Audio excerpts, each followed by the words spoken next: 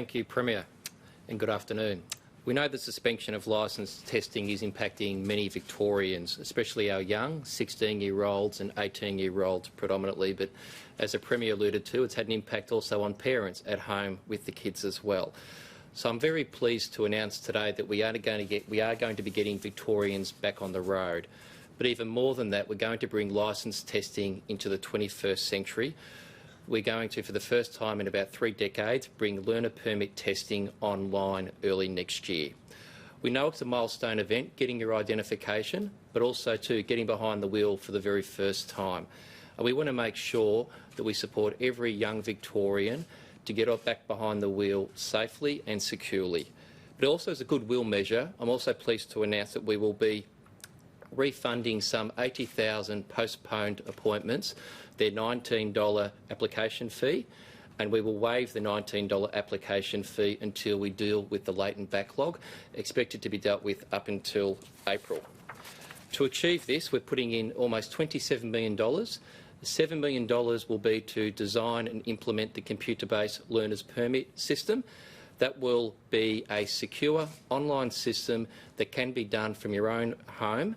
You will still need to go to the registration licensing office for your photo identification and also for your eye tests. We're also, though, doubling the number of testing sites.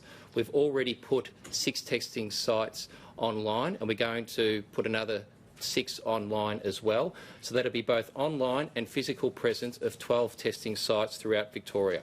We're also adding 180 additional testing staff throughout our registration and licensing offices. This will bring our total investment to about $60 million to support registration and licensing through the pandemic and get Victorians back on the road safely and securely. Can I also just highlight, in relation to the latent demand, ordinarily every week registration and licensing, the wonderful frontline staff deal with about 10,000 applications and tests every week, some 6,400 learners every week and some 3,200 drive tests every week. Our investment will see registration and licensing triple their capacity. In fact, we're expecting almost 30,000 tests every week, some 16,500 learners will be processed and 11,000 drive tests as well. The 6 sites that we've identified to be rolled out throughout Victoria include Coolaroo, Cranbourne, Essendon Fields, Mulgrave, Ringwood and South Morang.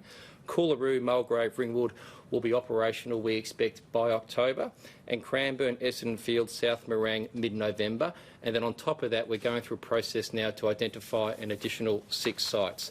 Can I also say we returned licence testing to regional Victoria only 10 days ago, and the results have been sensational. In fact, we've dealt with the 5,000 postponed and are getting through the 20,000 latent backlog. And I thank all regional Victorians for their support, and also to the registration and licensing staff, because this has been an important learning experience as we've engaged with the customers on how we bring back licence testing better, stronger and very much user-friendly for the 21st century. Thank you, Premier.